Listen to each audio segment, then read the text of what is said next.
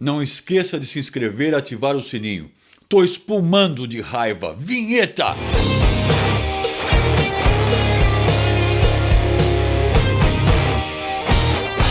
E mais uma vez fica caracterizado a importância de depor o Gilmar Mendes do cargo de ministro do STF, pois esse Gilmar pensa e age como se fosse dono do STF, junto com a sua marionete, o presidentinho Dias Toffoli e o Ricardão. Estão rasgando a Constituição. O MPF pede para inocentar o Lula, a Dilma, o Palocci, o Guido Mantega e o João Vacari Neto. Você acredita nisso? É possível um troço desse? Mas nada é feito sem a bênção do sultão do STF, o imperador do STF, o cara do STF,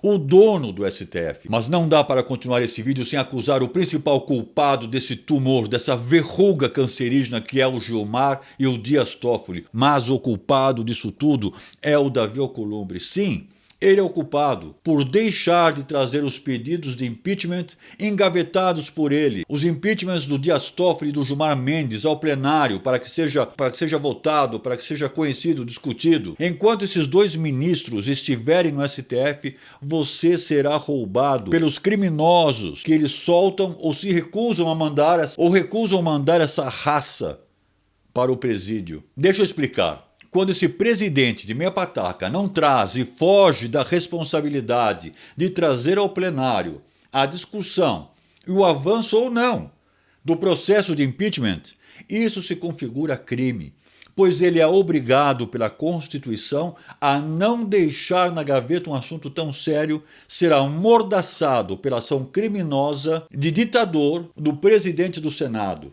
Esse tal de Davi Alcolumbre. Temos de pressionar o Alcolumbre para que tire da gaveta e traga ao plenário esses impeachments. Escutem com atenção a aberração do que está rolando no STF, no Congresso Nacional. As criaturas do pântano lamacento não querem largar o osso. Usem as redes e as ruas para impugnar o maior câncer do Brasil, o Gilmar Mendes do STF. É hora de pressão total. No final, o Lula ficará livre e o herói Sérgio Moro será sacrificado. É hora de se levantar. Pessoal, hora de se levantar. Não podemos ficar de braços cruzados. O Ministério Público Federal de Brasília, através da procuradora Márcia Brandão Zollinger, essa que apresentou o pedido para a absolvição dos bandidos Lula, Dilma, Mantega e Palocci, ela se manifestou dizendo que se faz necessária a absolvição sumária dos bandidos da Lava Jato, conhecidos por quadrilhão. E eles são, como eu já disse, o Luladrão, a Dilmanta, o Palocci, o Guido Mantega, inclusive o tesoureiro do quadrilhão do petróleo, João Vacari Neto. Então você acha mesmo que essa tal de Márcia, que de repente surge assim do nada e dá o bote assim, sem nem mais e sem nem menos? Quem? Quem senão o bufão, o sultão, o dono do STF, o Gilmar Mendes, patrão dos criminosos, patrocinador da campanha para deixar criminosos impunes, traidores da pátria impunes? Quem senão não está comandando essa mulher? Esse é o quadrilhão, o carro-chefe da Orcrim. Mas também há outros chefes de quadrilhões que se comungam no maior mecanismo de corrupção, lavagem de dinheiro da história do Brasil e da humanidade. O Temer, por exemplo, é um deles, com o seu partido. Eles roubaram o seu dinheiro, eles te impediram de cuidar da saúde da sua família, eles te impediram de dar uma boa educação para seus filhos. Eles tiraram a sua segurança e te botaram o medo de sair à noite e de ir trabalhar durante o dia. E você vai ficar aí de braço cruzado, fazendo manifestações de domingo. E você, empresário, patrão, que está perdendo dinheiro por ser um mau negócio para vocês.